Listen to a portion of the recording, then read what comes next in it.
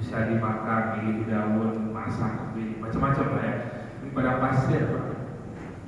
Dia daunnya ya seada-adanya gitu ya, sedikit gitu tumbuhan, sangat sedikit sekali.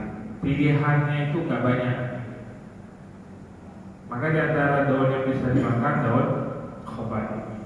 Maka setelah 3 hari perjalanan ini, di hari keempatnya, 3 hari yang mereka makan daun, hari keempatnya mereka bertemu dengan pengembala dari suku Baduy, pengembala onta, kambing, domba. Kemudian Qais melihat pasukan ini nggak benar, maksudnya kita mau belum nyerang udah harus apa ibaratnya ya, pasukan itu kan gizinya harus baik gitu ya, harus bagus gitu. Ini makanya daun. Maka Qais melihat kondisi tersebut, dia mendatangi pengembala dari suku Baduy dan bertanya, wahai Baduy, kalian jual nggak kambing onta kalian? Kata Baduy, kami jual. Boleh, kami jual. Kemudian kata Qais, tapi saya nggak punya uang sekarang, tapi nanti akan saya bayar. Ketahuilah bahwa aku ini adalah Qais bin Sa'ad bin Ubadah. Baduy kenal semua dengan nama Sa'ad bin Ubadah, nggak ada orang nggak kenal. Bob Sadino, siapa yang kenal? Oh, enggak. Nggak ada yang kenal. Kalau nggak kenal, apa siapa lagi? Ciputra, siapa yang nggak kenal? Ya. Siapa bapakmu? Aku bin Ciputra. Oh iya. Kata orang Baduy, oh iya sudah nggak apa-apa. Kata Qais, aku ambil beberapa onta kalian, nanti aku bayar, maka ayahku nanti akan bayar. Maka untuk Baduy, karena Qais ini bersumpah dengan nasab gitu ya, karena kan dia jual nama bapaknya gitu ya, nasab bapaknya. Maka Qais ingin membuktikan bahwa dia benar-benar anak dari Sa'ad bin Ubadah. Maka dipanggillah salah satunya adalah Sayyidina Umar untuk bersaksi. Nah, Sayyidina Umar kan AABB gitu kan, pas datang, wahai Baduy, jangan kamu jual kepada Qais. Padahal Qais ini ingin mengambil hewan ini buat pasukan juga, maksudnya buat dimakan bareng gitu ya. Ya salah satu di antaranya Sayyidina Umar juga pasti makan gitu. Tapi Sayyidina Umar melihat kondisi seperti itu, wahai Baduy, ketahuilah bahwa Qais ini bukan orang kaya, dia orang miskin, bapaknya aja kaya. Tapi kalau Qais ini orang miskin, orang biasa saja, nggak usah kamu jual sama dia. Kata Baduy, kami kenal bapaknya dan tidak mungkin bapaknya tidak mau membayar hanya beberapa ekor ini mah dapat. Itu cuma buat apa bilang kita? Itu buat cemilannya segitu gitu. Gampang buat bapaknya, nggak mungkin nggak dibayar, pasti dibayar. Maka dari situ ya sudah. Maka di hari keempat mereka sudah makan daging Pak. Hari keempat, hari kelima, hari keenam. Hari keenam Qais udah mau hari ketujuh. Berarti kan tadi 3 hari nggak makan, 3 hari udah makan. Hari ketujuhnya Lapar lagi. Sayyidina Umar lapor dengan pimpinan ya Sa'ad bin Abu Ubaidah. Wahai Abu Ubaidah, ketahuilah bahwa Qais memotong hewan sembelihan itu dengan menjual nama ayahnya.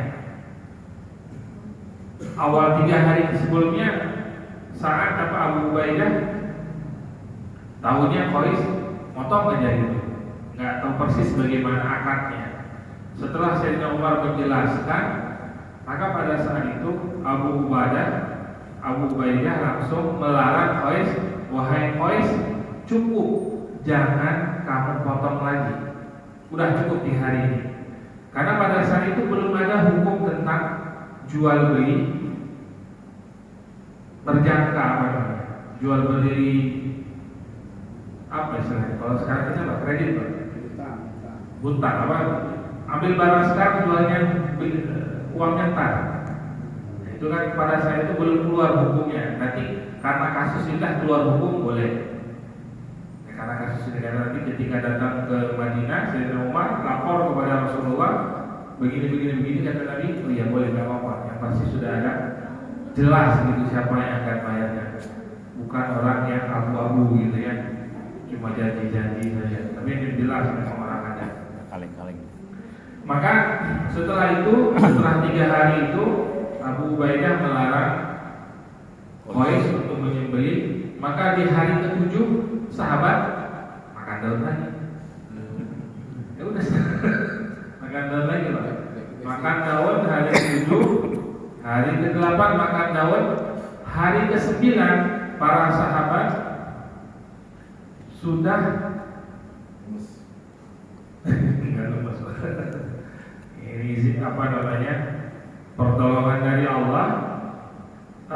Para sahabat itu sudah di sekitar pantai, berada di sekitar pantai di hari ke-7, 8, dan hari ke-9 itu berada di tepi pantai. Mereka melihat ada gunungan hitam besar di pantai. Ketika dideketin ternyata itu adalah seekor paus yang terdampar.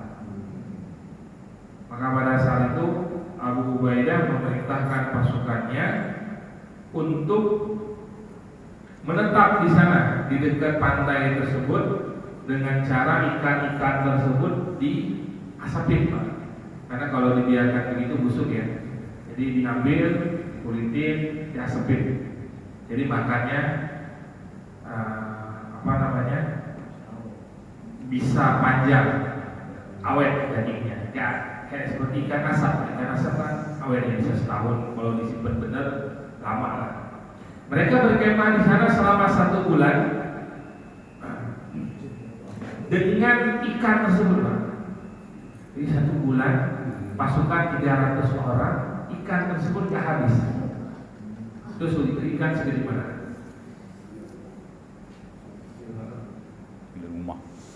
Segede rumah. Segede ya besar lah ya. Ya kalau membayangin 300 orang makan ikan itu selama 1 bulan, ya kebayang berapa banyak tuh, segede apa tuh ikan. Ya. Maka Abu Ubaidah tersebut berkemah di dekat ikan tersebut di pinggir pantai sambil menyusun strategi perang dan berhasil mengalahkan suku Juwainah. Kemudian Abu Ubaidah sebelum balik ke Madinah penasaran segede apa sih itu ikan. Akhirnya dia minta kepada 5 orang sahabat untuk memasuki lubang matanya. Lubang mata ikan 5 orang, Pak. Berdiri 5 orang. 5 orang berdiri di lubang mata ikan tersebut. 5 orang ini masih kelihatan kecil. Mata Pak ya, bukan mulutnya, ini matanya. Itu ikan segede mana tuh? 5 orang berdiri berapa meter matanya aja. Jadi kalau matanya segede itu, badannya segede mana? Kemudian Abu Ubaidah meminta orang paling tinggi. Yang paling tinggi kan di situ ada Sayyidina Umar, yang kedua ada Qais. Qais ini ternyata lebih tinggi daripada Sayyidina Umar. Kan sering kita ulang ya, Sayyidina Umar itu kalau naik kuda kakinya di bawah, Pak. Jadi kalau kita gantung, ini Sayyidina Umar kakinya di tanah. Bukan kuda tarik apa tuh? Poni. Bukan kuda poni begini, enggak. Ini kuda beneran, Pak. Kuda perang itu kuda tinggi-tinggi ya. Tinggi-tinggi. Itu Sayyidina Umar naik kakinya ke bawah di tanah gitu. Ya bisa kalau kita naik motor kayak dorong-dorong gitu. Nah ini Qais ternyata lebih tinggi lagi daripada Sayyidina Umar. Maka kalau duduk di kuda kakinya ke bawah berapa tinggi? 2 meter lebih pasti ya. Bisa 2,5 atau berapa meter. Nah, maka Qais ini diminta untuk melewati tulang rusuk. Di tulang rusuk apa? Perut ya. Tulang rusuk ikan. Yang mana Qais ini berdiri di atas onta. Jadi dalam ini onta, 2 onta, ya, yang memang bawa bekal. Onta berapa tingginya? berdiri 2 meteran. Qais yang tingginya tadi bilanglah 2 meter lagi. Jadi berapa meter? 3 meter. 4 meter. Nah, 4 meter itu tulang rusuknya itu masih belum kena. Jadi kalau dimakan 1 bulan, udah kebayang ya besarnya ikan itu. Besar sekali. Maka Qais melewati tulang tersebut dan dia menjangkau tulangnya masih belum nyampe, masih tinggi lagi. Maka, nah ini gambaran seberapa besar ikan yang terdampar tersebut. Ini memang Allah datangkan katanya paus. Kalau sekarang paus yang segede itu biasanya paus. Kalau paus orca kan kecil, nggak besar besar. Yang paus apa tuh? Paus biru ya. Kecil juga. Kecil juga ya. Masih kecil. Katanya kalau dalam doa disebutnya paus yang nelen Nabi Yunus itu masih ada ya, dalam riwayatnya ya. Coba mau saya nyari Pak di mana. Kalau ketemu juga kita yang pusing.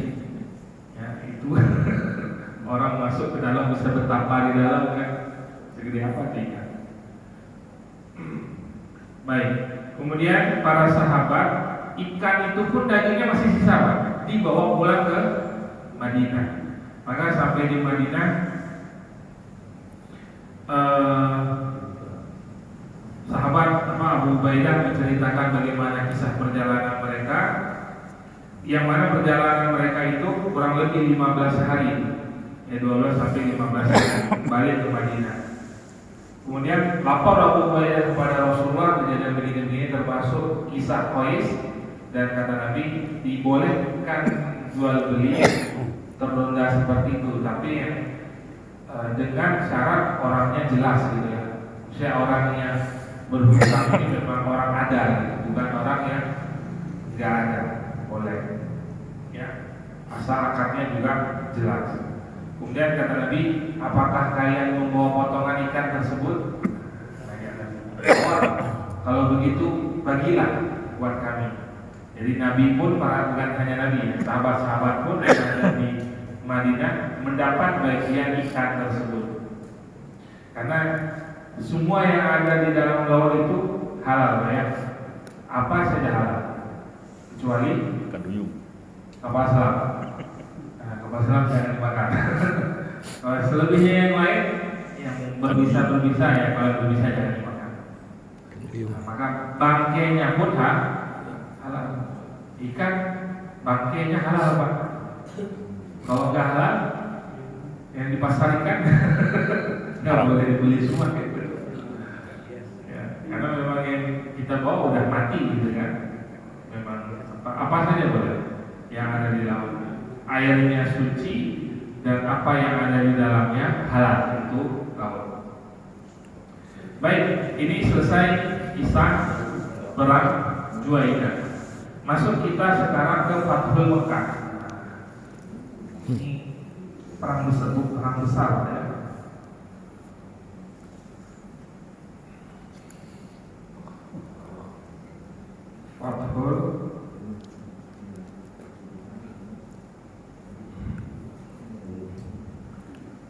Fathul Mekah ini terjadi karena pengkhianatan atau pelanggaran janji.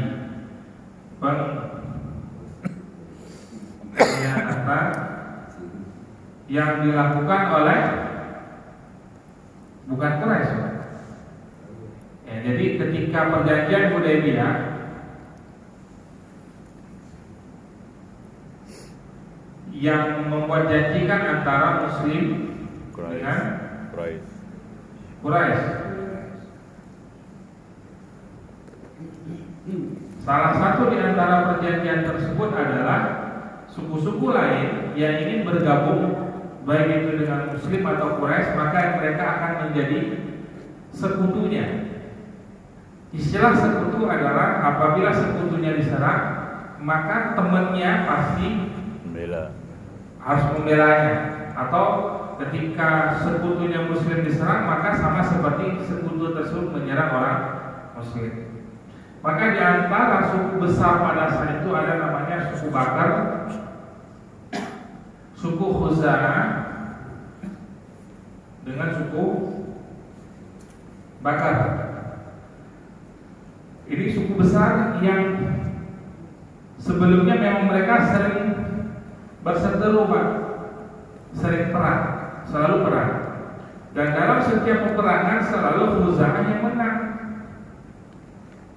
Bakar ini selalu kalah.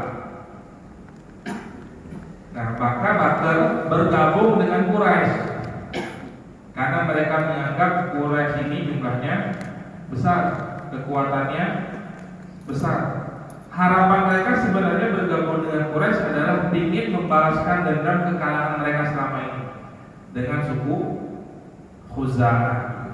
Adapun suku Khuza'ah bergabung dengan kaum Muslimin. Mayoritas Khuza'ah ini adalah Muslim. Mayoritas, tidak semuanya, tapi ada juga yang kafir.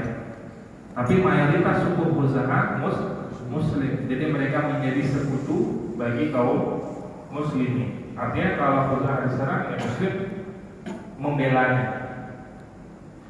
Suku Bakar setelah terjadi beberapa tahun, 3 tahunan, perjanjian di tahun ketiga ya, perjanjian Hudaybiyah tersebut, suku Bakar berada di kota Mekah. Maka berada di kota Mekah bersama dengan Quraisy, Bakar dengan Quraisy. Mereka karena merasa sekutu, mereka di kota Mekah pakai pedang. Adapun Khuza'ah kalau datang ke Mekah karena menghormati perjanjian Hudaybiyah, setiap kali mereka datang ke Mekah dan itu masa damai, mereka nggak bawa senjata. Ya masuk aja ke Madinah, ke Mekah. Ya ketika waktu-waktu diizinkan masuk, mereka datang ke Mekah untuk ibadah haji, yang Muslim dengan cara Muslim, yang kafir dengan cara kafirnya, karena mereka masih campur. Suku Khuza'ah ini suku besar. Kalau kita tarik ke atas, ya, tarik ke awal-awal kisah, suku Khuza'ah ini adalah suku yang pertama sekali datang ke Mekah ketika pada masa Siti Hajar dengan Ismail. Pada saat itu Nabi Ismail menikah dengan anak ketua suku Khuza'ah. Nih, menikah dengan anak suku Khuza'ah. Setelah menikah dengan anak suku Khuza'ah, pimpinan suku, anak pimpinan suku Khuza'ah punya keturunan. Salah satu anaknya namanya Fihr. Nah, Fihr ini dikenal dengan Quraisy. Fihr ini karena hebat, punya banyak keahlian, dihormati, punya jabatan, disegani. Maka kan begitu, Pak, dulu seseorang suku itu diambil dari nama orang pesohornya. Ya. Kalau hari ini itu ada yang deklarasi apa? Faham? Masih baru-baru ini, beberapa hari ini TGBK. Bukan. Yang baru, Pak, baru ini. Wah, saya pengen ketawa tapi ya sudah. Kita nggak usah ikut bodoh sama orang bodoh kan. Biarlah yang bodoh jamaah gitu ya. Tapi kita nggak usah ikutan. Baik, Fihr ini dia juga dikenal dengan sebutan Quraisy. Quraisy lah yang menetap di Mekah. Maka kalau ditanya siapakah ayah dari Quraisy, ya suku Khuza'ah. Karena secara garis keturunannya, Pak, ya. Secara garis keturunan. Nggak usah ditulis lagi apa turunan-turunannya. Panjang lagi. Baik, balik ke sini ke suku Khuza'ah. Karena merasa damai, karena masa gencatan senjata, nggak boleh ada perang, ya mereka dengan santai masuk ke kota Mekah. Bakar, suku Bakar mengambil kesempatan melihat dulu kita selalu kalah sama suku Khuza'ah. Saat ini suku Bakar itu pimpinannya yaitu Nofal, pimpinan suku Bakar Nofal bin Muawiyah Ad-Daili. Nofal bin Muawiyah Ad-Daili, pimpinannya Nofal. Melihat ini kita punya kesempatan nih menyerang suku Khuza'ah, kita bisa ngalahin mereka nih karena suku Khuza'ah masuk ke kota Mekah tidak bawa senjata. Maka Nofal datang ke Quraisy, melapor ke pimpinan Quraisy. Wahai Quraisy, udah lama saya tunggu, pengen balas dendam, ya, pengen menyerang suku Khuza'ah. Ini kelihatannya kesempatan yang tepat. Maka kami minta izin.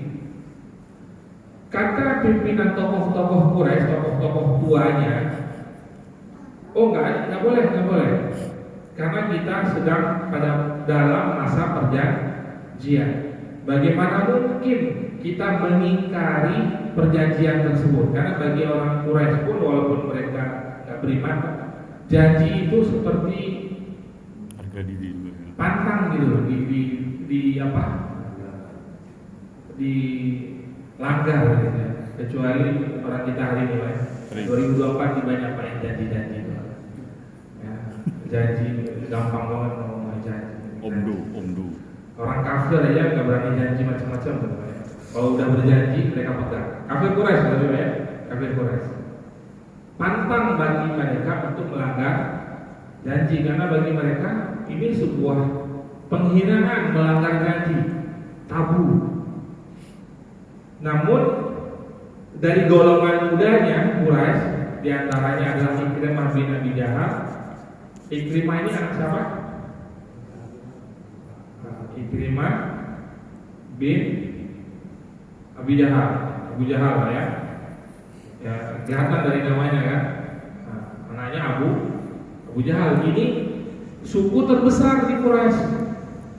Ya, ayahnya mati, anaknya yang gantiin.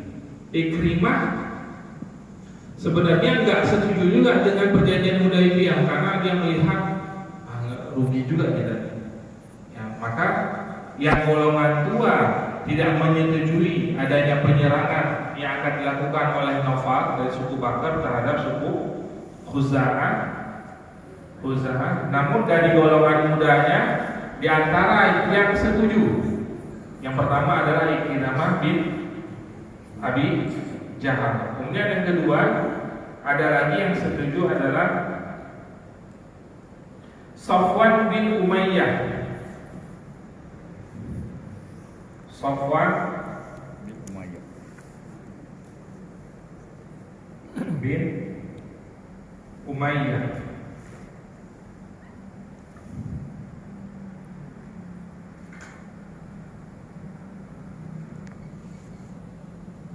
Umayyah bin Khalaf. Safwan bin Umayyah bin Khalaf.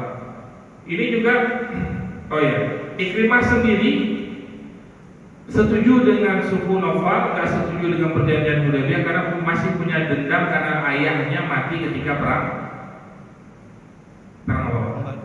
Badar. Ya, Abu Jahal mati perang Badar ya. Nah, Safwan juga begitu. Umayyah mati juga ketika perang Badar. Masih kan Umayyah? Kenal. Umayyah Bilal ya. Nah, yang ditusuk dari bawah, Pak. Kata Bilal, tahu nggak kalian yang dulu tindih saya dengan batu orangnya itu? Bilal.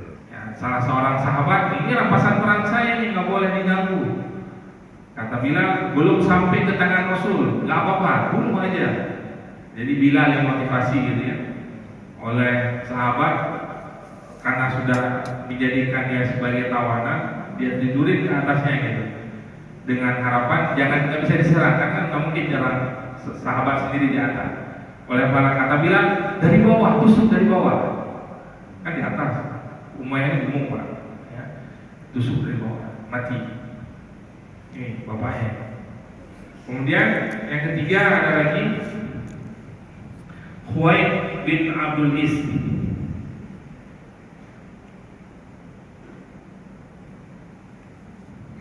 Bin Abdul Is. Terus yang terakhir Suhail bin Amr. Siapa Suhail pak? Suhail bin Amr. Suhail bin Amr ini masih ingat nggak pak? Ketika akan terjadi perjanjian Hudaybiyah, Quraisy mengutus Suhail. Suhail itu kan artinya apa? Sahel, gampang. Wah, sungguh urusan kita akan menjadi gampang karena yang diutus oleh Quraisy itu adalah Suhail. Ternyata Suhail ini bagian dari orang yang setuju penyerangan dilakukan oleh Nawfal dengan sukunya Bakar ke Khuzah. Padahal Suhail ini kan orang yang mendandatangani perjanjian, bukan yang mendandatangani, malah yang bernegosiasi dengan Nabi, yang membuat perjanjian yang tanda tangan, gitu ya. 4 orang inilah yang menyepakati berdiri, gitu ya, berdiri setuju. Nawfal silahkan serang suku Khuzah. Adapun yang golongan tuanya nggak setuju. Nawfal melihat pendukungnya ini dari suku-suku besar, Abu Jahal, Ikrimah ini suku besar, Sofwan ini pimpinan suku, itu suku besar juga. Ini keempat ini pimpinan. Mereka punya banyak orang, jadi Nawfal merasa pendukung dia banyak, sehingga Nawfal mengambil kesimpulan berarti Quraisy setuju saya menyerang suku Khuzah.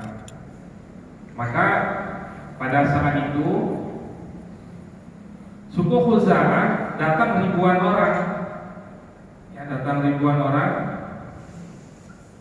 namun mereka kemah di luar Masjidil Haram, di luar wilayah Haram. Ya, di sini mereka kemah gitu. Ini wilayahnya wilayah di luar kota Mekah. Nawfal dengan mengajak pasukan intinya, artinya dia dengan memang pasukan perang gitu ya, dari suku Bakar. Quraisy nggak ikutan, semuanya dari suku Bakar. Ya, Nawfal membawa pasukannya menyerang suku Khuza'ah yang sedang kemah di luar wilayah Haram, karena mereka besok pagi baru masuk untuk umroh. Nah, karena mayoritas dari suku Khuza'ah tadi banyak yang Muslim, yang Islam, ya mereka malam sedang sholat tahajud gitu ya. Adapun yang kafirnya istirahat. Artinya tidak terfikirkan oleh mereka suku Bakar akan menyerang di masa damai. Itu nggak selama ini karena aman-aman aja. Ketika penyerangan ke tenda tersebut, 3 orang mati. Mereka ini lari masuk ke kota Mekah. Ya, karena di sana diserang, membabi buta gitu ya, malam-malam. Mereka kabur masuk ke kota Mekah. Ketika masuk ke kota Mekah, mereka pergi berkumpul di rumah pimpinan. Nah, pimpinan suku Khuza'ah, dia punya rumah di kota Mekah. Ya, karena masa gencatan senjata, ini pimpinan orang ada gitu ya. Maka oleh Quraisy diizinkan untuk pimpinan Khuza'ah tersebut beli rumah. Jadi kalau dia ke Mekah, dia tinggal di situ. Nah, maka suku-suku Khuza'ah tadi lari ke rumah tersebut, ya, ngumpul di sana.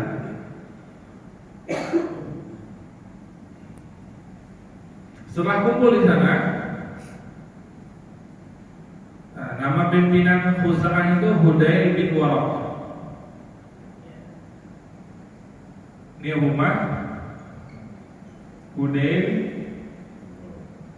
bin Waraq. Nah, pimpinan Khuza'ah. Di sini lari ke sini. Ketika lari ke sini, ngumpul di dalam kota Mekah. Quraisy tahu penyerangan ini, tapi mereka pura-pura nggak tahu. Tahu tapi pura-pura tidak tahu. Mereka semuanya masuk ke rumah, jadi nggak ikut campur lah gitu, ibaratnya. Maka pada malam tersebut, ketika Naufal dengan pasukannya udah masuk ke wilayah haram ini kan wilayah bukan hanya orang yang beriman saja melihat patuh, nggak boleh terjadi pertumpahan darah. Orang kafir pun pada saat itu terikat dengan hukum tersebut karena mereka sebenarnya percaya juga dengan beriman kepada Nabi Ibrahim, cuma caranya yang salah. Sehingga ketika Naufal akan menyerang, membantai bahasanya lah ya, suku Khuza'ah yang sudah berkumpul di rumah Hudayl bin Waraq, kata salah satu suku Khuza'ah, wahai Naufal, takutlah kepada Tuhanmu. Karena Naufal pun sebenarnya nggak boleh nih menyerang di wilayah haram, pertumpahan darah wilayah haram nggak boleh. Tapi kata Naufal apa? Tidak ada Tuhan malam ini. Kata Naufal, tidak ada Tuhan malam ini. Maka pada malam tersebut terjadilah pembantaian terhadap suku Khuza'ah, 20 orang mati. Tadi total tambah 3, 23 orang total. Suku Bakar membunuh suku Khuza'ah. Menjelang subuh, pimpinan Quraisy baru keluar. Wahai Naufal, Bakar udah keluar. Jangan kalian berada di sini lagi, cukup. Pembunuhannya udah cukup. Keluar dari kota Mekah. Kata pimpinan suku